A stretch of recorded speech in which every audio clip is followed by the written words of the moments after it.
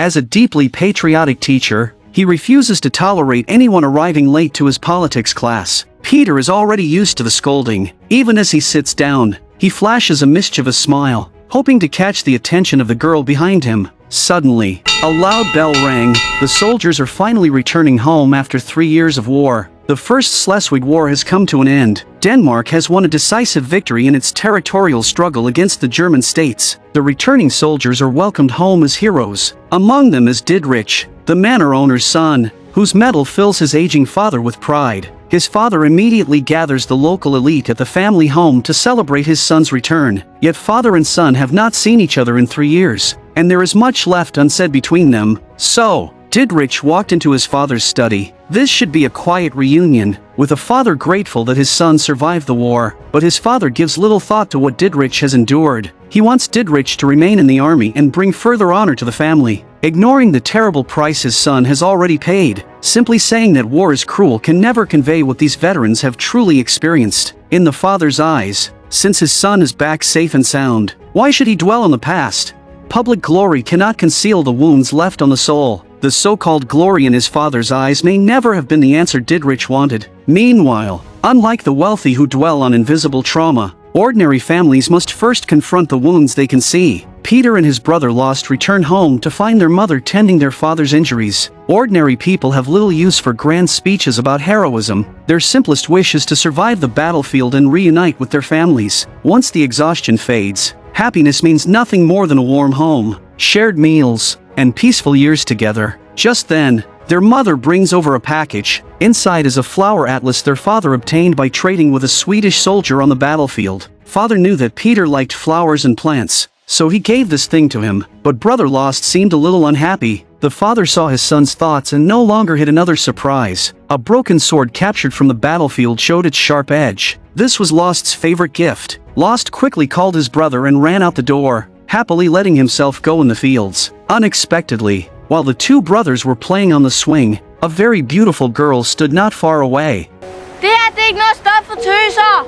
Nemlig, du har ikke noget at gøre her ved vores sted. Lortehoveder! Hvem er du? Jeg er Inge, den nye godsforvalters datter.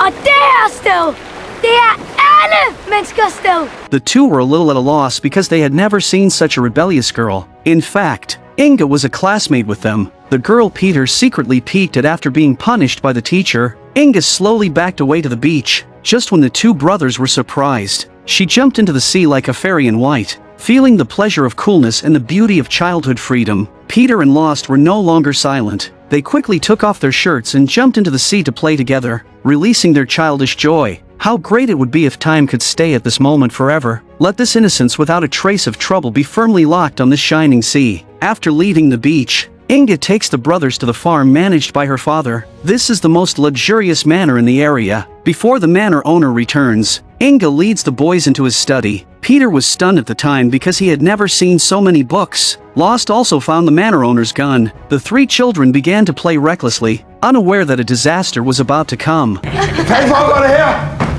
Peter had always been timid and fearful, and seeing the owner of the manor being so angry, he was so frightened that he burst into tears. What's more, the manor owner also suspected that he had stolen Didrich's book collection. Things got serious. The local constable brings the two boys home after they are accused of stealing one of the manor owner's books. There is a cruel rule here. Anyone involved in theft will be expelled from the town. The brothers were probably really frightened. Faced with their father's questions, neither boy offers an excuse. Their father is an honest man, but their mother refuses to swallow the insult. Besides, that book was obviously her son's flower album. How could she be so cowardly?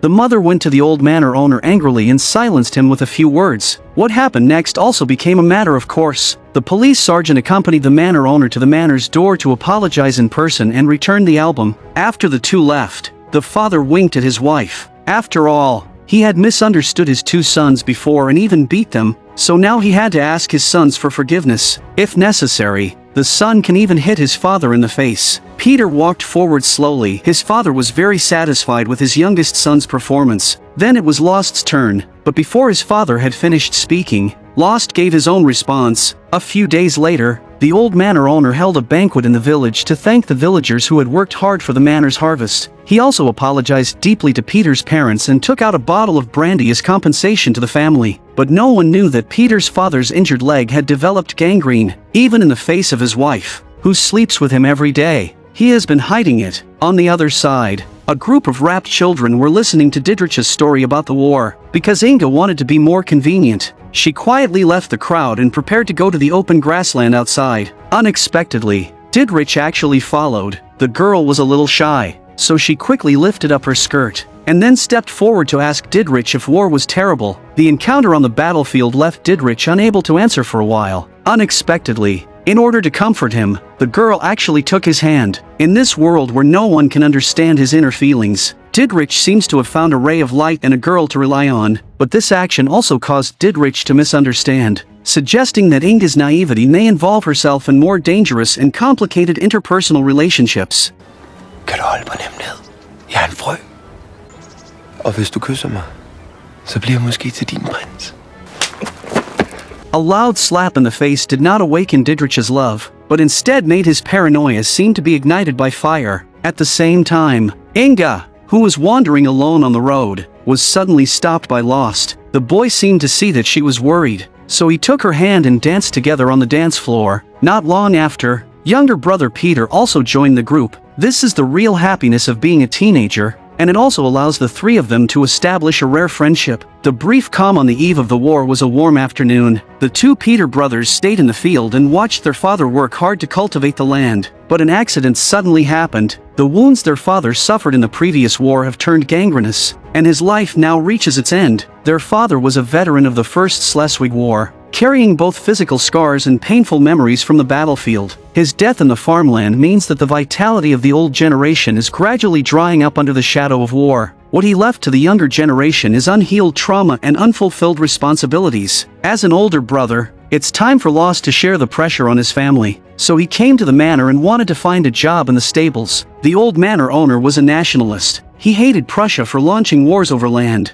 and even more supported Denmark's determination to maintain territorial integrity. He expressed deep sympathy and concern for the death of Laust's father. In this way, the boy, led by the manor owner's son, came to the smelly stables. This stay lasted for 10 years. In the blink of an eye, time flies by. At this time, Laust has grown up and is very popular with women on the farm. Flirting with the girls every day is a good thing. However, he also has a childhood sweetheart, Inge. A bucket of cold water was poured on Laust, making the scene burst into laughter. In fact, compared to other girls on the farm, Inge is the one Laust really likes. At the same time, a group of unfamiliar Romani travelers approaches. A boy sang beautiful songs and tried to please everyone. Only after they enter the lane does everyone realize that the Romani group is looking for work. Although Inge's father is the farm steward, it is still up to the manor owner to decide whether to let them stay and work. Seeing such a large group and driven by his prejudice against their Romani background, Didrich flatly refuses them. Meanwhile, Laust's brother Peter is playing with friends on the beach when he spots a girl gathering herbs. The girl is part of the Romani group,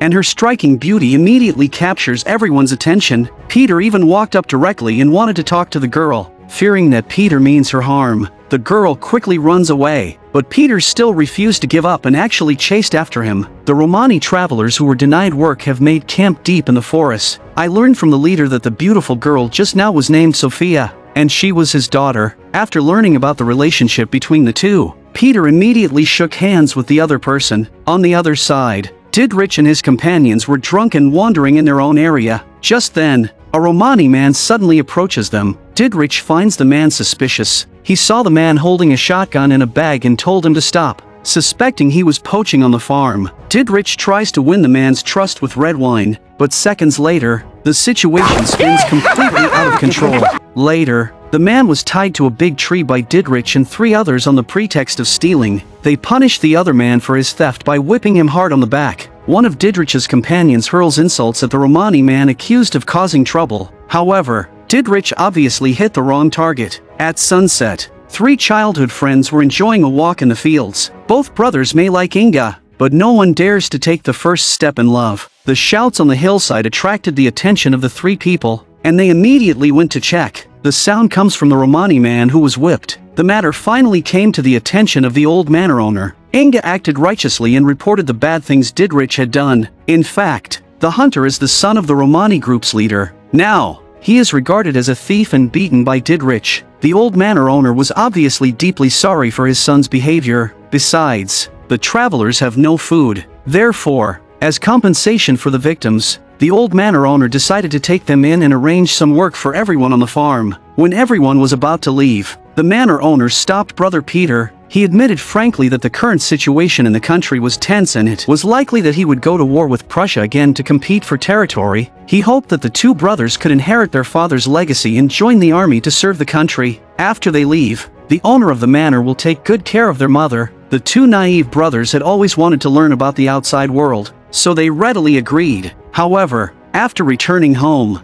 the mother learned that her two sons were going to sign up to join the army, and she was very reluctant. Moreover, her husband died of a stubborn illness left over from the war. However, the two brothers had made up their minds, and no amount of advice would help. So, the two of them happily signed up to join the army. Followed by a close friend, they passed a simple physical examination. I don't know how many of these young people will die on the battlefield. After receiving their military uniforms, the two brothers hugged their mother tightly. They yearn for the future and are full of curiosity about the outside world. This is the dream of all young people. At the cocktail party, they danced vigorously with their beloved girl Inge, but Didrich, who was not far away, became jealous. Afterwards, the three of them ran to the fields again, like all young children, feeling the last happy time before separation and the inseparable feelings. Inge burst into tears when she saw Peter carving three people's names on the tree. Because of this separation, I don't know when we will see each other again. She kissed Peter hard,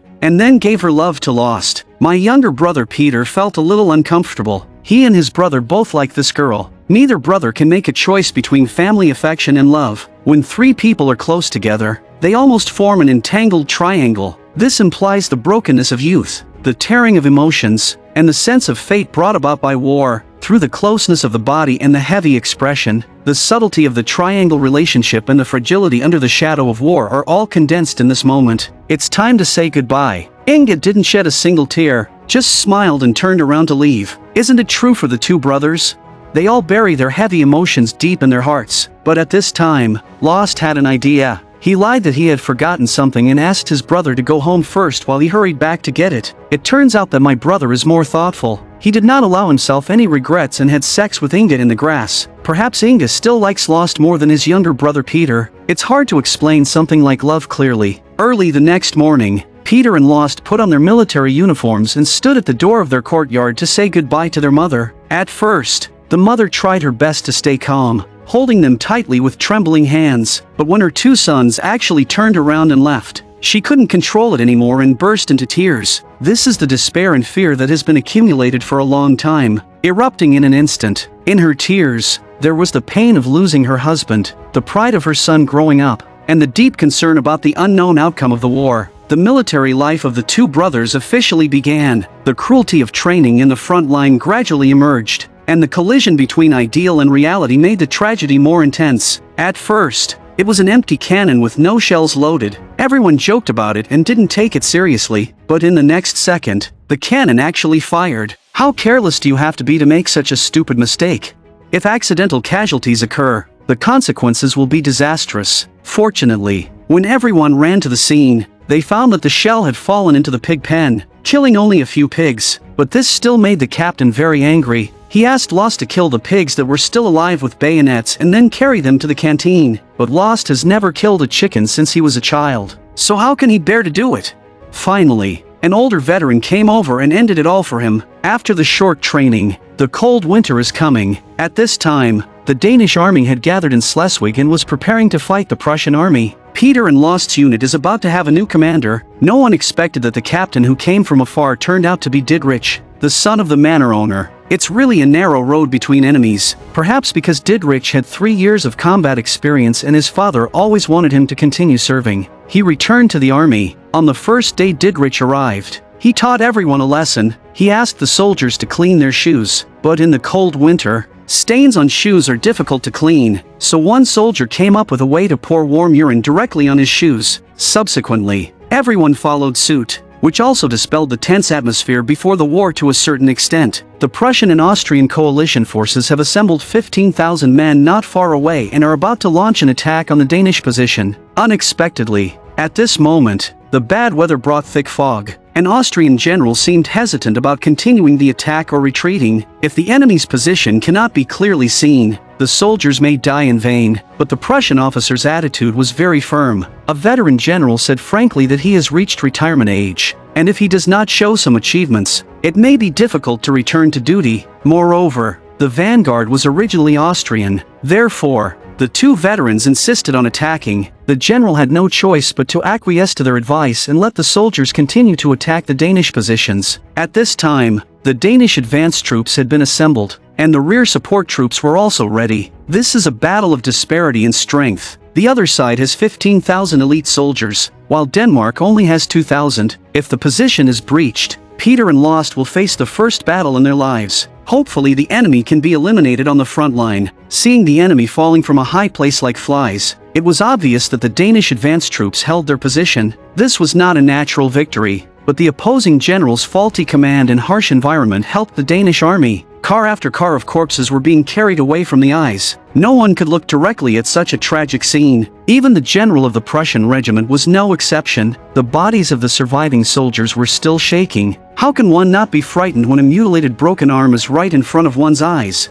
The military camp on the other side was completely different. The Danish army got off to a good start, making this group of new recruits who had not yet been on the battlefield very happy. There was only one veteran who had experienced the last war, hiding alone and silent, because he knows that war is cruel and no one will be the winner in the end. In order to let the recruits see for themselves how cruel war is, he took the group directly to the field medical team and felt the heart-rending screams of the wounded, the surgical albums hanging on the wall and the injured beyond recognition made this group of young people finally realize how luxurious it is to survive the war. In my distant hometown, accidents keep happening. Inge told her mother that she was pregnant. When the father found out, he thought the child was Didrich's. If that were the case, things would be easier to handle, but they all guessed wrong. The child in Inge's belly turned out to be Laust's. Og hvad når Laust falder i krigen? Den dag vil du stå mutters alene. Du vil stå der i den silende regn med et barn på din arm. Frysende og alene. For her kan du ikke være. Her vil døren være lukket. This is the consequence of falling in love with a poor boy, and even the biological mother cannot tolerate it. But even so, Inge will not shake her belief in love. She wrote a letter to Laust who was far away. Unexpectedly, this letter was sent to his brother Peter by mistake. Seeing that it was a letter from Inge from his hometown, Peter opened the envelope without hesitation. Unexpectedly, the loving words in the letter pushed him completely into the abyss. It turned out that I had been kept in the dark. His brother deceived him, which also put the friendship between the two brothers in jeopardy. No! Some people are sad, and some people are happy. Didrich also likes Inge. No one was happier than he was to see the two brothers go their separate ways. At the same time, Didrich prepared to divide the regiment into two parts, form a separate platoon, and go to the Prussian camp to perform reconnaissance missions. The soldiers retreating on foot suddenly discovered that the pursuer's horn sounded from behind. This horn comes from the Prussian light cavalry and can be traced back to the time of Frederick the Great. It symbolizes the belief in advocating death and not being afraid of death in battle, anticipating the danger. The Danish squad hid in low-lying areas, trying to avoid the pursuit of the light cavalry. The captain held his breath. Soldier Peter's body trembled, and his comrades fell into despair. The hussars passed along the path, seemingly unaware of anyone nearby. The team relaxed a little. Everyone stood up slowly and continued to look in the direction where the light cavalry left. The opponent's cavalry returned the same way and observed the footprints left in the snow. However, the other party has confirmed the direction of the footprints, so the Danish officer quietly got up and made plans in advance for the worst outcome. The team began to reload ammunition and make final preparations for battle. The bullets were loaded. The light cavalry slowly approached, and the despair reached its peak. At the command of the commander, everyone opened fire. The skull pattern on the hussar's hat is a symbol of contempt for death and a symbol of the elite German cavalry unit. In their eyes, there is never a prisoner. The purpose is to kill them all. The situation is very delicate, and this smell of death is enough to drive people crazy. The commander gave the revolver to his subordinate to strengthen the courage of the young soldier, but judging from the soldier's expressions and hesitant movements, the so-called training of courage is nothing more than the coercion of human nature by war. Finally, after some hesitation, he turned his gun on the one who screamed loudest. The hidden captain suddenly attacked and started a close combat with the enemy with a saber.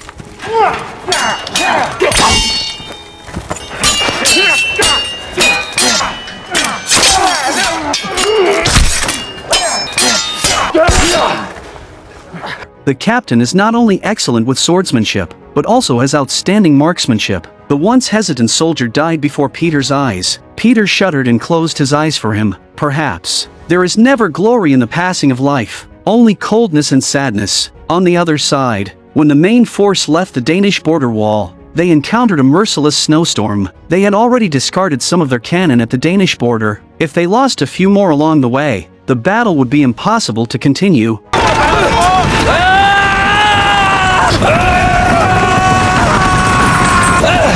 Captain Didrich severely reprimanded Laust for letting go and ordered him to go down to the lake and fish out the cannon. In the eyes of the captain, weapons seemed to be more important than the lives of soldiers. What's more, Didrich and Laust were love rivals. Therefore, Laust could only enter the cold lake with the help of his comrades. Trying to pull the cannon up with a rope, the cannon failed to be pulled up, and Laust almost lost his life. His body could not support him in continuing the march. Due to Laust's poor physical condition, this small team of several people separated from the main force. However, it turns out that being left behind is a blessing, because this place had just experienced a blocking battle. The bodies of Prussian and Danish soldiers were scattered all over the place, and tragic wailing could be heard from time to time nearby. A young soldier kneels before a wounded enemy. Seeing the other person's pain, all he could do was pray for the sins committed by mankind. Laust could no longer hold on and was eventually dragged on a stretcher by his teammates. At this time, they were far away from the main force. The group decides to take a shortcut in hopes of reaching Dibble as quickly as possible. At the same time,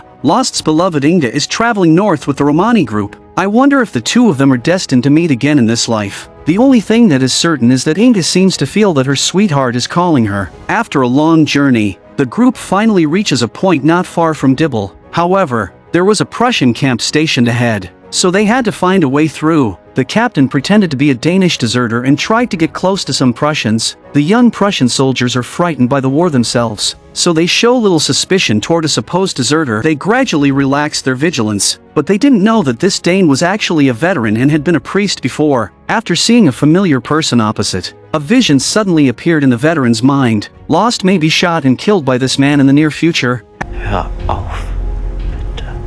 Ihr müsst euch nur entspannen.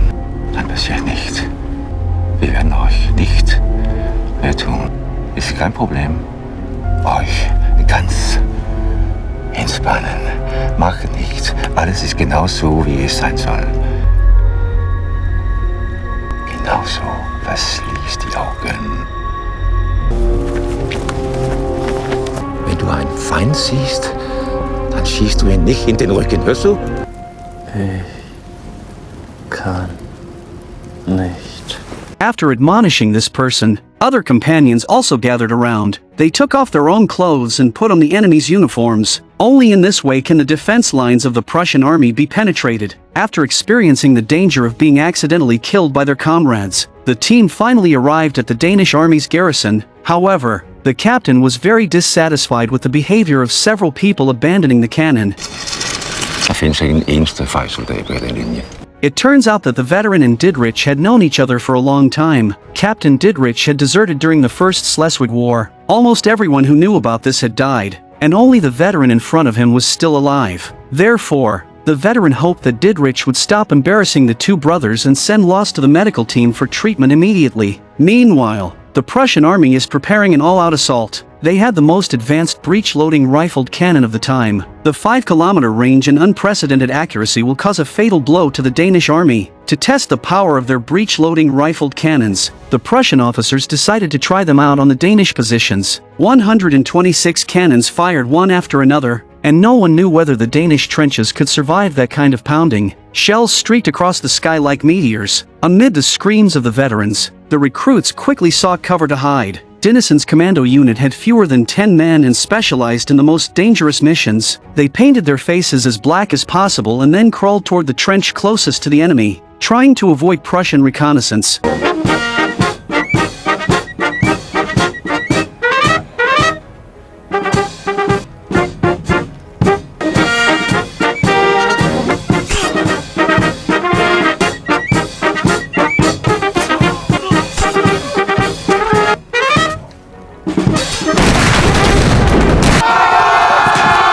After hearing the gunshots, other Prussian-Austrian soldiers rushed out. However, the commandos were already on their way back to their positions under a hail of bullets. This raid mission was a success, and everyone was a little tired. They were back in the trenches and it was time to relax a little. A young soldier seemed a little too excited. He leaned out of the trench and looked up at a soaring lark. In European literature, the lark is often regarded as a symbol of hope, freedom and vitality. It also symbolizes the last glimmer of hope and despair. But the young soldier was quickly shot and was carried to the field medical team by his comrades. At this moment, his life was in danger. His missing hands were bleeding profusely. The doctor quickly called for a nurse to come to help. The nurse who had just joined the medical team was Inge, the woman both Peter and Laust loved. Sometimes, the chance to meet someone can be that strange, but Peter unexpectedly turned around and missed the opportunity to meet the woman he loved. The two doctors were busy trying their best to stop the bleeding of the wounded, but the truth was,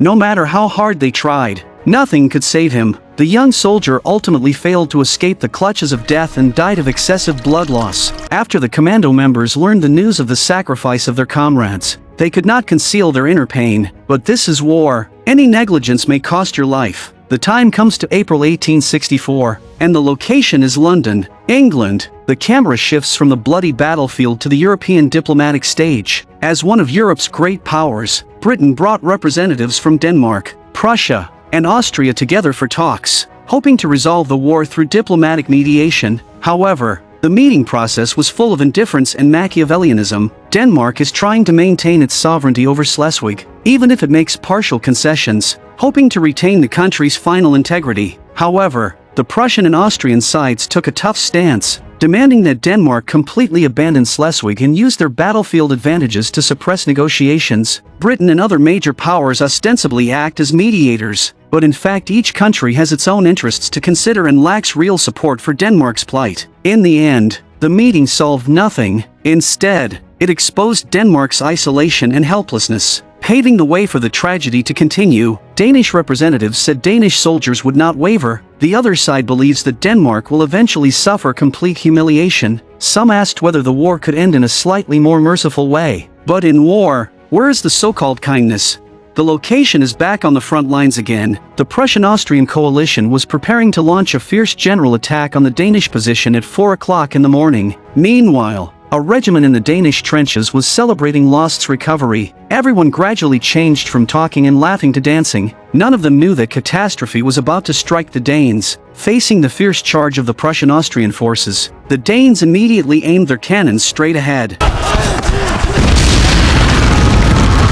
The Prussian soldier trembled all over, and the loud noise of the shell explosion caused him to lose his hearing for a short time. The soles of the feet of the comrades nearby were pierced, and the soldiers' bodies were penetrated by flying debris. The tragic scene once again made people fall into despair. This was the most tragic battle between Denmark and Prussia in 1864, and it also demonstrated the power of Prussia's modern weapons. The camera now takes us back to just before 4 o'clock that morning. The Prussian-Austrian coalition forces, under the command of Prince Karl, will launch the final general attack on the Danish position at 4 o'clock in the morning. At this time, the brothers in the trenches were in a good mood and sang loudly to the accordion melody. Veteran and war chaplain Johann was awakened by the singing, looking at the cheerful expressions of his comrades, and then observing the situation of the opponent's position. An ominous premonition hit him, because the Prussian-Austrian coalition has never been as quiet as it is today. As we saw earlier, this chaplain seemed to possess a kind of perception far beyond ordinary people. He had a premonition that Laust was likely to be killed by the enemy in the future, so he called Laust out alone.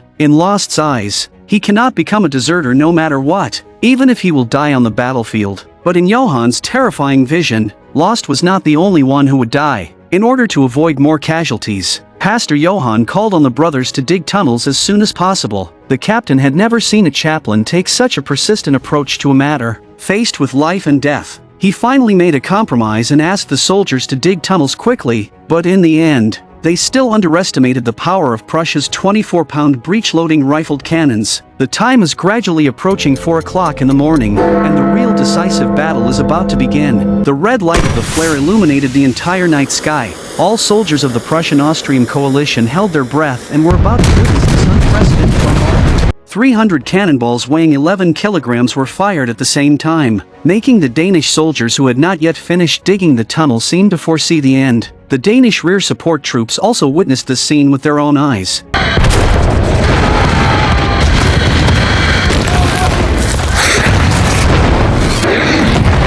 The deafening roar shook the earth. Before the soldiers on the Danish position had time to react, the trench was overturned by artillery shells. Mud, flesh and gravel mixed together. Some people screamed, some were blown away on the spot, and more people could only huddle in the dilapidated fortifications. Enduring round after round of bombardment, in just a few minutes, the defense line had been destroyed to pieces. The camera slowly panned across the scorched earth-like trenches, and the young faces were filled with fear and despair. The director uses extreme realism to show the tragedy of war, making the audience realize that this is not a heroic battle, but a pure purgatory on Earth. The time came to 6 o'clock in the morning. 2 hours after the first round of bombing, the commander of the 8th Brigade of the Danish Army began to organize rear support troops. Once the artillery fire stops, everyone will rush to the position immediately. But as the team gradually approached the front line, they saw some of their comrades squatting in the trenches and being bombarded. The roars of these people after their mental breakdown seemed to drown out the sound of exploding shells. If you rush forward,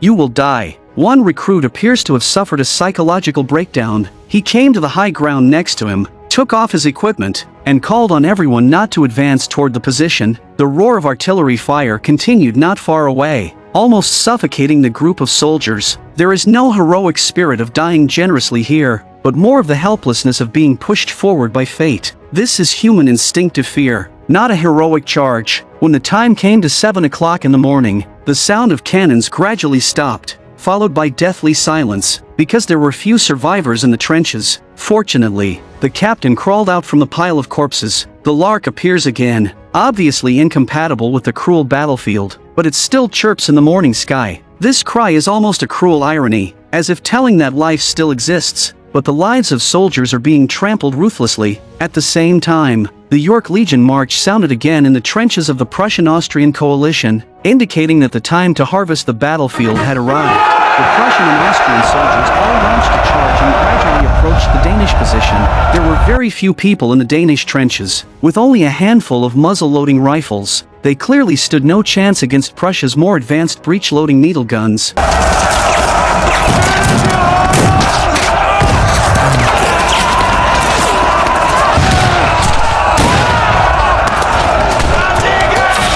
The rear support troops began to install bayonets on their rifles and prepare for hand-to-hand combat with the enemy. But even though they saw their comrades fleeing from their positions, they still refused to attack. The reason turned out to be that the colonel was missing and there was no order from the top commander. The frontline troops here are about to be wiped out. The captain fled and asked the soldiers to retreat quickly, but it turned out that it was too late. When the Prussian soldiers rushed up, the captain put his head in a sack and kept begging for his life. As more and more comrades tried to pull back from the front line, countless soldiers were cut down by bullets. The support troops could no longer endure it. They cannot just watch their compatriots die like this. As a result, the so-called brave and fearless second lieutenant couldn't bear it anymore and decided not to wait for the colonel's order and led the soldiers to the front line. This time, it was the Danes who charged. But soon, except for a few soldiers who were shot dead on the position, the rest of the Prussian-Austrian coalition disappeared from sight. It turned out that there was a trench in the middle. The survivors in the position quickly realized what was happening and saw a dark mass of enemy troops rushing toward them. Therefore, the comrades immediately reminded the supporting troops to retreat to the rear, but it was too late.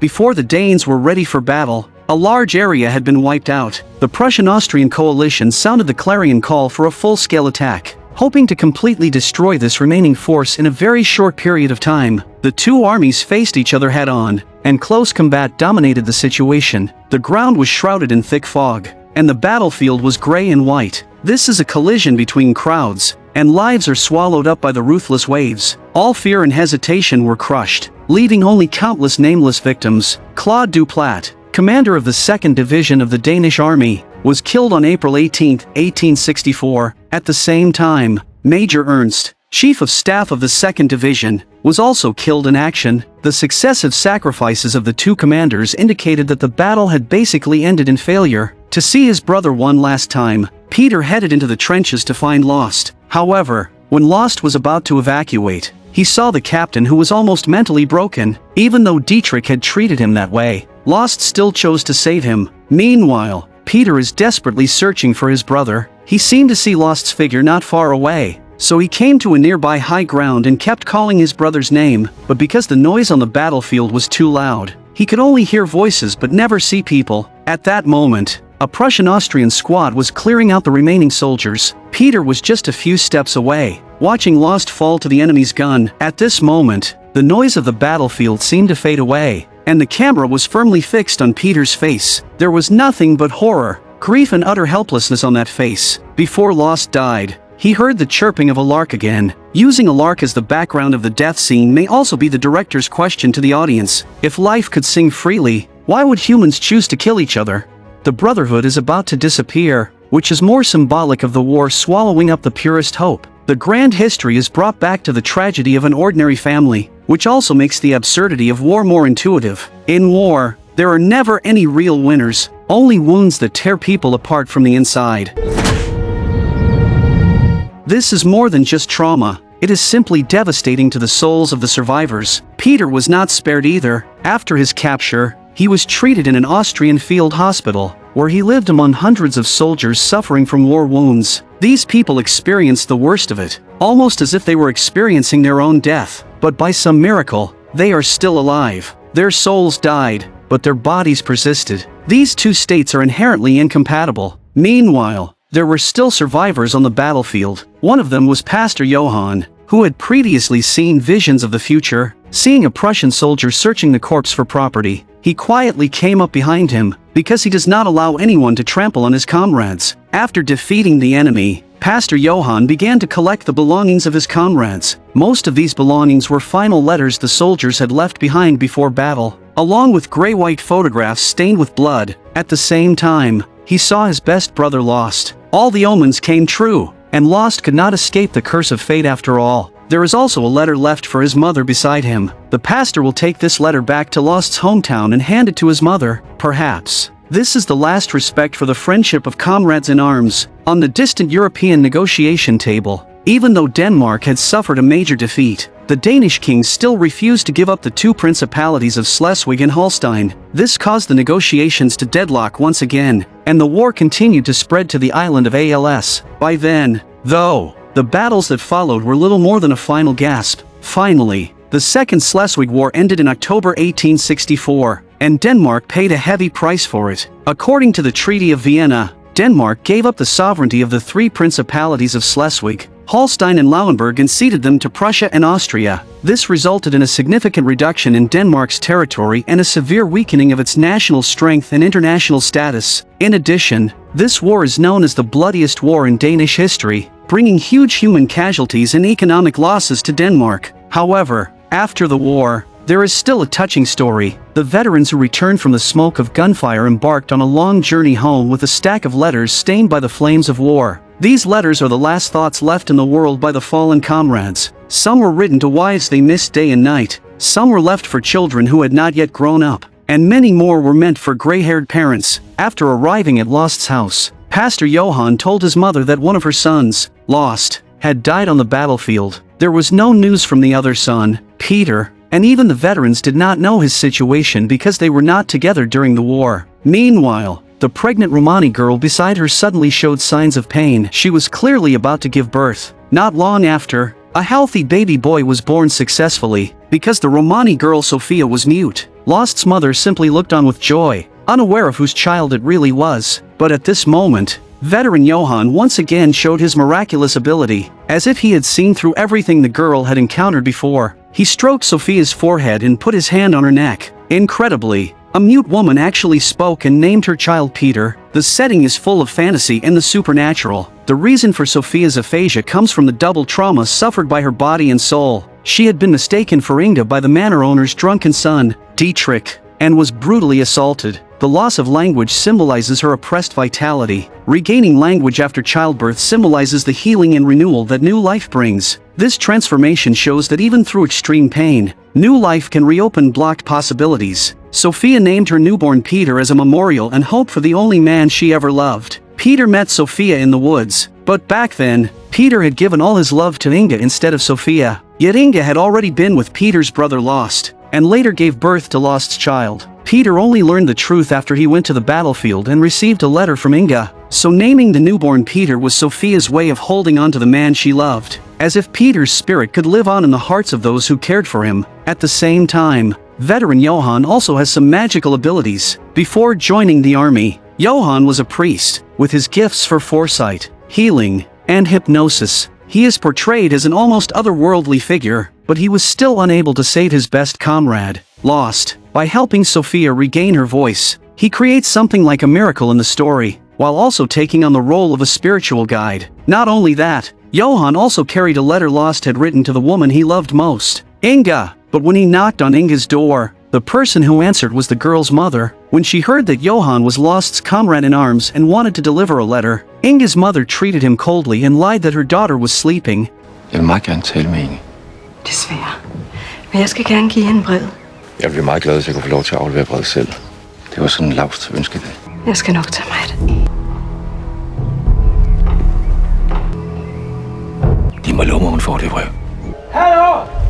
The shouts in the distance forced Johann to leave. In the end, he could only hand the letter to Inge's mother. The other old man with white hair is the owner of this manor and the father of Johann's immediate boss, Dietrich. After both parties learned about each other's identities, the manor owner wanted to know his son's performance on the front line, because although the old man has never been to the battlefield, he always puts the glory of the country first. Johann told the old man that Dietrich was a deserter, a coward, and someone who didn't care about his company. However, the answer he got was fatal. The old man's proud image collapsed instantly. He would never have thought that the son who claimed to protect his family and country would turn out to be a shameful deserter. This not only goes against the duty and mission of a soldier, but also betrays the belief in the family and country that the old man has adhered to throughout his life, as well as his ardent expectations for his son. After Johann left, the manor owner took out the musket that had been hidden away for years. After loading the ammunition, he put the muzzle of the gun to his own throat and ended his life.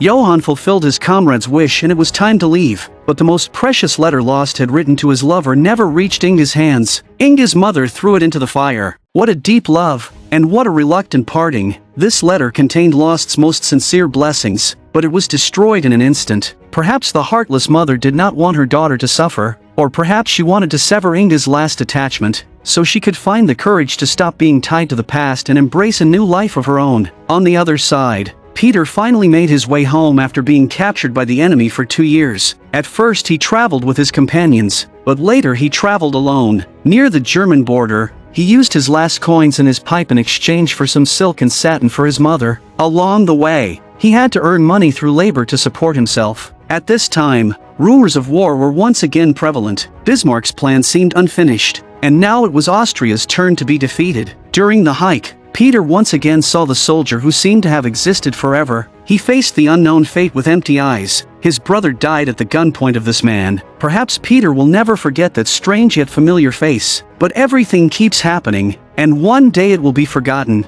Life goes on. Unexpectedly, it was Dietrich who returned to his hometown first. The farm steward called to him from the front, but Dietrich didn't answer, because almost all his comrades in his hometown died. His heart was full of guilt. Meanwhile, the housekeeper tells Dietrich that his father died a year ago. Afterwards, Dietrich drank a lot and went to his father's grave to vent his emotions. In fact, Dietrich, like many young people, cannot face the cruelty of war and is afraid of fear and death. Yet his father had used family honor to force his son into the Second Schleswig War. Dietrich himself was also a victim of war and the family system. He is both the perpetrator, who once assaulted Sophia while drunk, and the victim, who has long endured his father's oppression and indifference. Therefore, he got drunk and cursed in front of the tomb, revealing the emptiness in his heart. Even if his father is dead, he cannot be freed. This plot reinforces the theme of the entire series. The fate of a generation is tightly bound by the violence of family and state, and there is no way to escape. In fact, Dietrich still has one unfulfilled wish. Holding flowers in hand, he came to the housekeeper's residence on the farm and sincerely expressed his feelings to the girl he had been pursuing. He knew that Inge loved another man, but Laust had died on the battlefield. Therefore, people must always look forward and cannot stay stagnant in the memories of the past forever. Dietrich gently handed the flowers to Inge, his voice soft but firm. He hoped Inge could live well and feel sunlight and happiness again. Dietrich said he would not push her to forget anything right away. He only wanted to stay by Inge's side, move forward slowly with her, and give the future a chance to feel alive again. However, Dietrich refused to accept the child born to Inge and Laust, and so, in order to marry into the Baron's wealthy family, Inge's parents took the child away from their daughter and had the father send him to an orphanage, where he would endure unimaginable suffering. In Danish society at that time, having a child out of wedlock not only brought shame to a woman, but also tarnished the reputation of the entire family. The way parents deal with it is a reflection of this traditional moral pressure. In the end, Inge and Dietrich were married. In the blink of an eye, another 2 years have passed. Peter walked from a German prisoner of war camp to a post-war trauma sanatorium in Austria, spending 4 full years away from home. While working on the road, he returned to his hometown with perseverance. Finally, he met the mother who thought he was dead long ago. Mother couldn't even believe her eyes, after confirming that it was really her son in front of her. All the tears she shed had meaning at this moment. The woman's 2 closest relatives were killed by the war. Fortunately, God still showed her mercy and did not let her lose everything she cared about. Although time had passed and everything had changed, the beautiful Romani woman Sophia still stayed by Peter's mother's side. This also seems to suggest that Peter cannot take Sophia's devotion for granted. But for now, there is one important thing that must be addressed. Peter came to Dietrich's home to look for Inge, the other woman he had once loved. But by this point, Inge was already married. Back then, when Inge went to the rear of the battlefield looking for the 2 brothers, she happened to run into Dietrich. To cut off Inge's bond with the 2 brothers, Dietrich told her that both Peter and Laust had died on the battlefield. Inge believed him and broke down in tears. But at that time, Laust had not yet died, and the fate binding these people together was completely severed from that moment on. Morgen, lille. Ja. Vi har det lidt svært med bestartunger. Jeg fik at vide, I var døde. Jeg fik at vide, I var døde! This is all fate. No matter how painful you cry, you can't change the footsteps of the past, let alone the simple beauty of the past. Afterwards, Peter went directly to the local orphanage. There are a group of underage children living here who can only rely on dark labor to maintain their basic survival. Under the guidance of the administrator, Peter found the abandoned child. Hvem er du? Jeg er din far. The golden wheat fields undulate in the wind, like the whispers of countless lost lives. Peter was holding more than just a child in his arms. It was the life his brother never got to continue, the mark left behind by love, and the hope that the world had abandoned yet could never fully erase. Peter carried the child out of the darkness of the orphanage and into the sunlight, bringing this bloodline into the wider world. Let laughter drown out the crying, and let the future continue instead of being cut short. In this moment, it feels as if an entire nation's grief has turned into the warmth held in his arms. After destruction, life continues. At this point, the series 1864 has now been fully covered.